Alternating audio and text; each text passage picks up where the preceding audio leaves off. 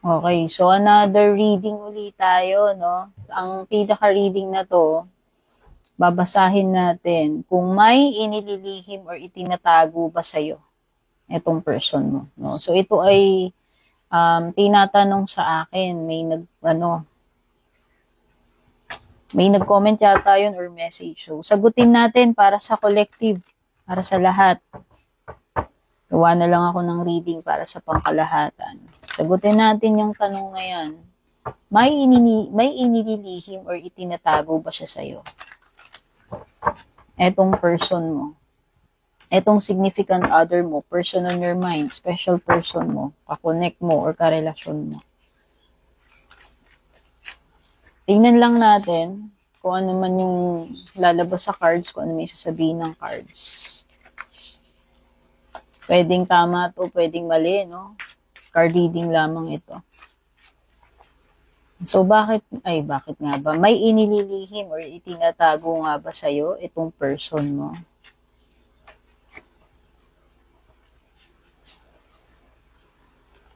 Oh, something about the past. Oh, MG. So, merong Six of Cups. Six of Cups is Water, Cancer, Scorpio, Pisces. The Devil is Capricorn. Oh, something na related sa past niya. Two of Wands is Fire sign, Aries, Leo, or Sag. Hermit is strong Virgo energy, no? So, strong Capricorn energy, strong Virgo energy. Sorry na nasisinok ako.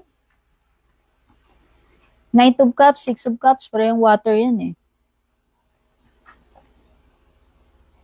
Okay, so Cups. Malakas yung energy ng mga Cups. Capricorn or si Virgo. Alam mo, mukhang meron talaga siyang inililihim or inilihim. So, hindi ko alam kung past, present, or future tense yung gagamitin ko kasi depende yan sa inyo eh. Pwedeng sa iba sa inyo, past na ito. But this is strong energy kasi ng past person. So, pwedeng related sa past person niya, yung sinisekreto or nililihim niya sa'yo, tinatago niya sa'yo. Something na related sa nakaraan niya eh. Ayan, si Six of Cups is related sa past, nostalgia, memories, no? Actually, this is a third-party situation. So, hindi ko masabi kung itong person na to is, ginawa ba siyang third party nito? No? In the past, yung ugnayan ba nila is a third party situation? Or, pwede kasing this is a person na nakilala niya na in the past, ibig sabihin may nakaraan sila na maaaring kinikip niya sa'yo dito sa present. So, it's either of the two na binanggit ko. No? Sabi ko nga, pwedeng sa nakaraan, naging jowa niya to, pwedeng third party siya dito, no? Third party situation sila nitong past person na to. Or, pwede rin naman na ito yung tinatago nga niya tinatago niya sa'yo dito sa present mo is, etong past person niya is bumabalik. No?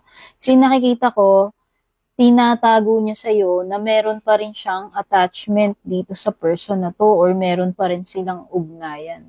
No? Kasi nakikita ko, nandyan pa rin yung temptation, nandyan pa rin yung attachment eh.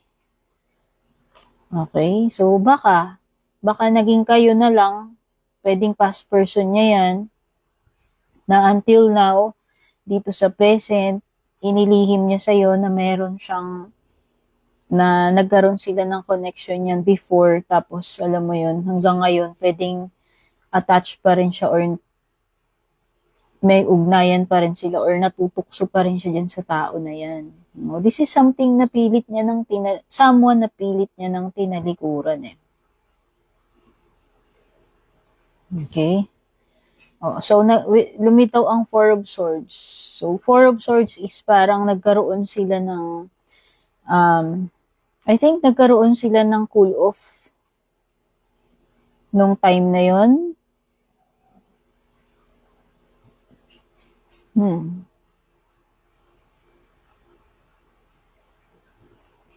Tapos siguro na-meet mo siya. No? Or it could be na kung nagkaroon man kayo ng cool off neto, during the time na nag-cool off kayo, nag-lie-low kayo sa isa't isa, is doon, malay mo, doon na-reactivate yung connection nila, like parang nabuhay uli yun. No? So, nakikita ko is may strings attached pa rin siya dito sa person na ito. Past person niya yan. Kaya yun yung nililihim niya sa'yo. No? Siyempre, hindi ko alam kung ano yung mga reasons kung bakit hindi niya na yan nasabi sa'yo or inamin. No? I hope hindi kanya ginawang rebound, no? Kasi, the fact na meron pa siyang attachment, pwedeng gusto pa rin niya yung tao na yan. Or mahal, ewan ko, kung talaga bang minahal ba siya niyan, minahal niya yan. Kasi the devil, hindi ko masabi kung love yan eh. Pwede kasing lust lang yan, alam mo yun. Desire, passion. Pero, ang maliwanag dito is meron siyang itinatago or may itinago siya sa'yo, inilihim siya sa'yo.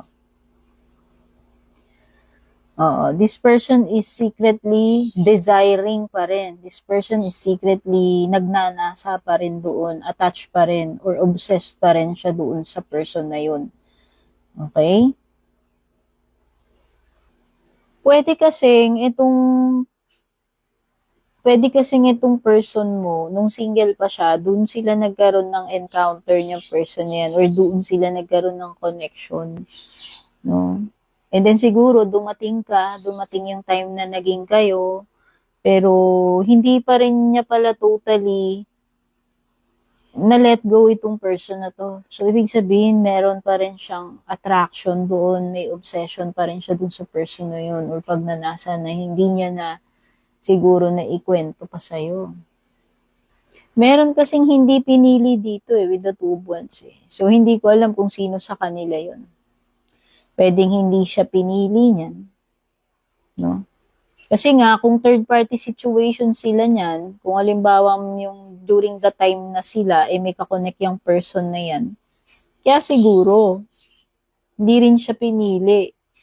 And then, dumating yung time na naging kayo, nagtagpo kayo, alam mo yun, nag-cross na yung landas ninyo. No? Ang lang, mali lang talaga dyan, hindi siya naging transparent sa'yo, hindi siya naging honest about sa past niya. Na kung meron pa man siyang mga unresolved feelings, unfinished business, sabi ko nga strings attached with the past person, dapat sinabi niya yun. Diba? Kung talagang this person really respects you or talagang malinis at totoo yung intention niya, kung talagang mahal ka niya, lahat dapat sa nakaraan sasabihin niya eh. Kahit hindi mo itanong, diba? Tama ba ako? So, ang nakikita ko pa, parang nagkakaroon siya ng excitement again dito sa person na to na hindi niya sinasabi sa'yo. Di ba sabi ko nga, hindi pa naman talaga tapos para sa kanya yung mga feelings na yun. So, parang, ang tingin ko, na-rekindle eh. With the 6 of Cups, parang nanumbalik eh. Hindi ko alam kung anong nakapagpa-trigger nun, kung nakita ba niya yan uli online, hindi ko alam. Kasi, sabi ko nga, this is something na maaaring pinilit niya na rin namang talikuran nung hindi siya pinili. Siguro nasaktan din siya. Kaya lang, ayan nagkaroon sila ng lie-low eh. Hanggang dumating yung time na na-meet ka na niya, naging kayo, tapos hindi na na-resolve yung mga issue na yun sa kanila. So, ang nakikita ko, ngayon, this person is feeling romantic again. Itong person mo. Maaaring dinidaydream niya, fina-fantasize niya yan, or pwedeng, alam mo na, yung nandun pa rin yung pagnanasa niya, yung desire niya dito sa person na to, na parang nakita ko na nagiging active uli yung feelings niya dyan sa person na yan. Ito yung card na sinasabi na nai-inspire na naman siya dahil dito sa person na to, nagiging romantic siya. So, ibig sabihin, Alam mo yon, nandun ito sa parang daydreaming phase right now about this person, yung past person niya na yan. Okay? So, ibig sabihin,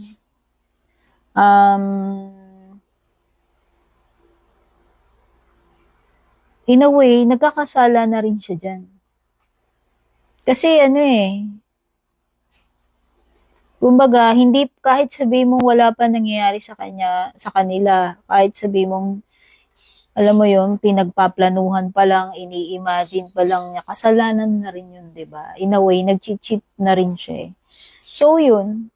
Actually, yun lang yung mga na-pick up kong energies dito.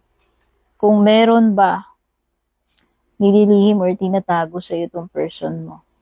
Okay? So, yan yung mga lumabas sa cards. Okay? By the way, card reading lang ito. Pwedeng tama, pwedeng mali. No? So, yes. Mukhang may nililihim nga siya. So, ayan. Don't forget to subscribe or follow. Kung natuwa kayo, nakarelate kayo, pa-like na lang, pa-comment, pa-share. Kung gusto niyo ng private reading, tingnan niyo na lang sa screen. Okay? Thank you so much for watching. Kita-kits sa next reading. Babush!